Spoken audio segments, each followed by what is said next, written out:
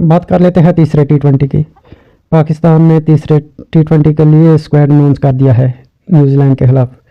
कल तक जो बातें हमें पता चल रही थी वो सब और थी। इनका तो कुछ पता नहीं चलता, इनका अल्लाह ही हाफ़िज़ है पाकिस्तान क्रिकेट बोर्ड का। कल हमें और बता रहे थे, जब आज खबर दी तो सब और निकला। जिन प्लेयर्स को पाकिस्तान ने बाहर निकालना था उनको अंदर रखा हुआ है, जो परफॉर्मेंस कर रहे हैं उनको बाहर रखा हुआ है।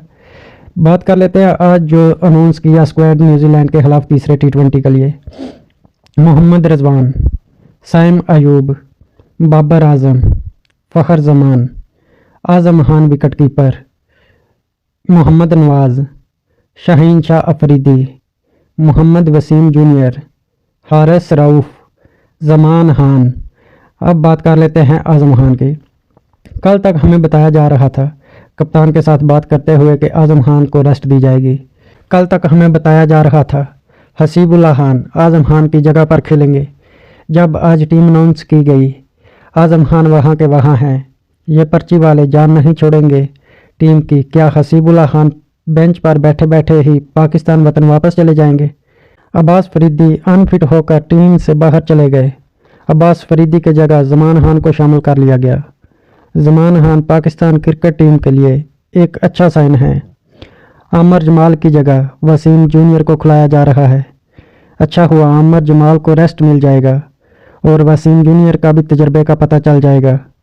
और सामा मीर को ड्रॉप कर कर उनकी जगह मोहम्मद नवाज को चांस दे दिया जा रहा है। उसामा मीर का तो बैड लक चल रहा है।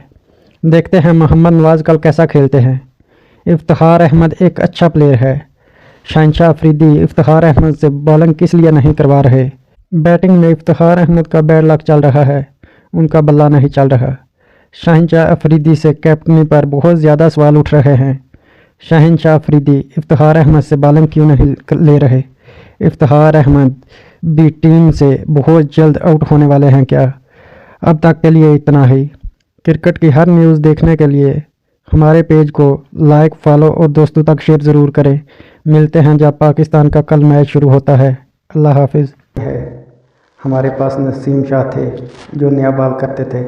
नसीम शाह की कमी पाकिस्तान टीम को महसूस हो रही है, जो आने वाले टी20 वर्ल्ड कप तक पाकिस्तान टीम को ज्वाइन कर लेंगे और टी20 वर्ल्ड कप तक पाकिस्तान की बॉलिंग लाइन मुकम्मल हो जाएगी। बात करते हैं आने वाले तीसरे टी20 की।